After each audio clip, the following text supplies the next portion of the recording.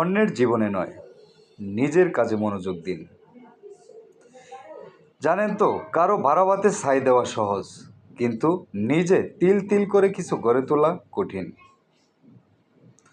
অন্যের পরিশ্রম করে সাজানো ঘর কিংবা দিনের পর দিন খেটে অর্জন করা সাফল্য নিয়ে সমালোচনা করাটা খুবই সহজ।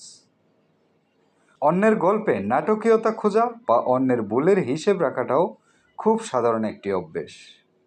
কিন্তু আসল সাহসটা দেখান তো দেখি। যদি এতটাই পারেন, তবে অন্যের সমালোচনা বন্ধ করে নিজে কিছু করে দেখান। অন্যের ঘরে উকি না মেরে নিজের হাতে রান্না করে নিজের ঘরটা সাজান। অন্যের যোগ্যতা নিয়ে কথা না বলে নিজের যোগ্যতা কতটুকু আছে সেটা প্রমাণ করুন। আপনার শক্তি যদি কেবল অন্যের কাজে কুটি খুঁজে বের করার মধ্যেই সীমাবদ্ধ থাকে, তবে বুঝবেন আপনি আসলে নিজের অযোগ্যতাকে ডাকতেই চাইছেন। মনে রাখবেন, যোগ্য মানুষরা কখনো অন্যের সমালোচনা করে না, তারা তাদের নিজের লক্ষ্য পূরণে ব্যস্ত থাকে।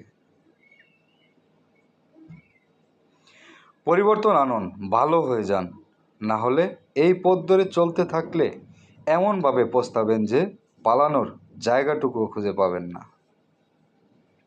ইনশাআল্লাহ প্রত্যেকটা কাজের ফল একদিন না একদিন ফিরে আসে।